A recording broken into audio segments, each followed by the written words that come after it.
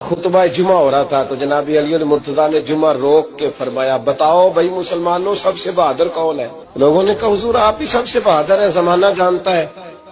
تو جناب علی رو پڑے، فرمانے لگے نہیں میں تمہیں بتاتا ہوں بہادر کون ہے۔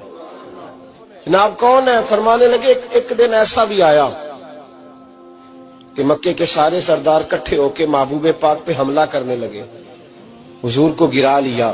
میٹھا ہی کھانا صرف سنت نہیں، پتھر کھانا بھی سنت ہے، صرف حلوہ کھانا سنت نہیں، پتھر کھانا بھی اس سنت کو بھی ادا کرنا۔ کہتے ہیں تھوڑے سے میٹھے چاول بھی کھا لو، کھانے کے ساتھ سنت ہے۔ میں نے کہا بھائی کبھی کبھی پتھر کھانا بھی سنت ہے، اس پر بھی توجہ کریں، اس کا بھی تھوڑا خیال فرمائیں۔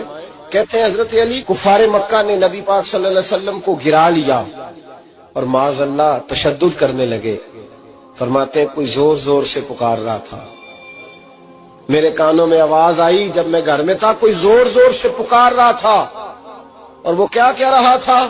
کوئی ابو بکر کو خبر کرو، کوئی صدیق اکبر کو بتاؤ کہ قریش مکہ محبوب علیہ السلام کو تکلیف دے رہے ہیں، بتاؤ۔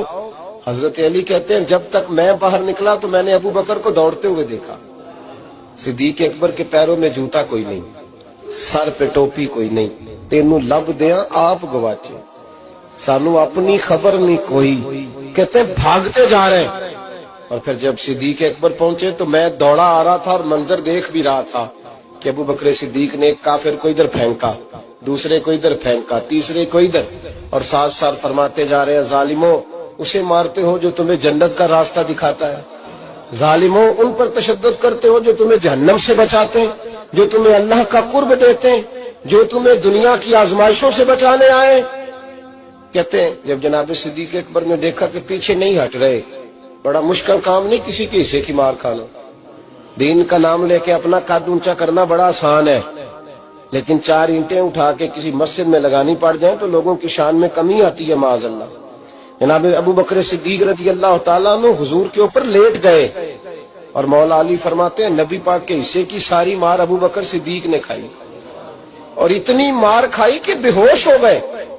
ان کے قبیلے کے لوگ آئے، اٹھایا، اور قبیلے کے ایک شخص نے کہا قریش مکہ یاد رکھنا اگر ابو بکر کو کچھ ہوا تو تمہیں بدلہ دینا پڑے گا۔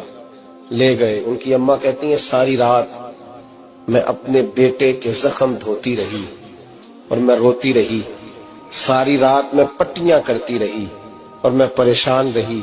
برادری ساری کٹھی تھی کہ ابو بکر کو ہوش آئے اور وہ بتائیں کون کون شامل تھا تو ہم بدلے کی کوشش کریں۔